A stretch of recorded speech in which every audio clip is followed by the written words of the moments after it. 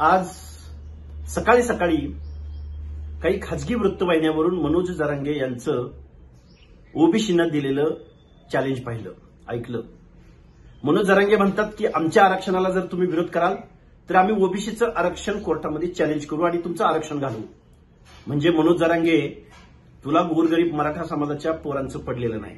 तुला पडले की ओबीसी भटक्या विमुक्त जाती जमातीच्या सामाजिक न्यायाच्या प्रतीक्षेत असणाऱ्या हजारो वर्षाच्या स्पॅनमध्ये ज्यांचे हक्क, अधिकार, मानवता डावलली गेली त्या माणसाला आमच्या संविधानानं सामाजिक न्यायासह समता प्रस्थापित करण्यासाठी जे प्रावधान करून ठेवलेलं आहे, जे रिझर्वेशनच्या माध्यमातून त्यांना एक प्रतिनिधित्वाची भाषा या संविधानामध्ये बोललेली आहे, ती तुला संपवायची आहे.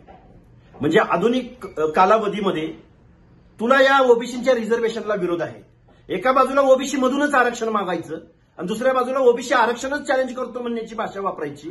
अरे हे दोन विरोधाभासी वक्तव्य तुझ्याकडून नाहीत का? अरे तुझ्याकडून ते अवकातच नाही, ते सोडूनच दे.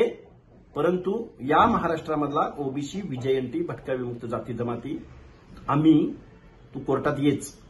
असं पण तुम्ही डुप्लिकेटपणा करून सुप्रीम कोर्टाच्या जजमेंटचं उल्लंघन करून तुम्ही घुसखोरी करून राहिलायच. तुम्ही आता डुप्लिकेटपणा केलेला आहेच. मुख्यमंत्र्यानं संविधानिक पदावरती राहून सुद्धा या महाराष्ट्राच्या संपूर्ण समाजाचं दायित्व मुख्यमंत्र्याकडे असताना सुद्धा या मुख्यमंत्र्यांनी कायद्याचं उल्लंघन केलंय, शपथेचं उल्लंघन केलंय, छत्रपती शिवरायांच्या शपथेचं उल्लंघन केलंय. कारण छत्रपती शिवाजी महाराजांना हे अपेक्षित नव्हतं. मनोज जरांगे, कोर्टात आपण अवश्य भेटू. आम्ही संविधानाची भाषा बोलतोय, आम्ही सामाजिक न्यायाची भाषा बोलतोय, आम्ही कायद्याची भाषा बोलतोय. या व्यवस्थेमध्ये हजारो वर्ष सामाजिक न्याय नाकारलेल्या वंचित समूह घटकांची आम्ही भाषा बोलतोय. कोर्टात आपण जरूर भेटू. एकदा दूध का दूध और पाणी का पाणी होईल.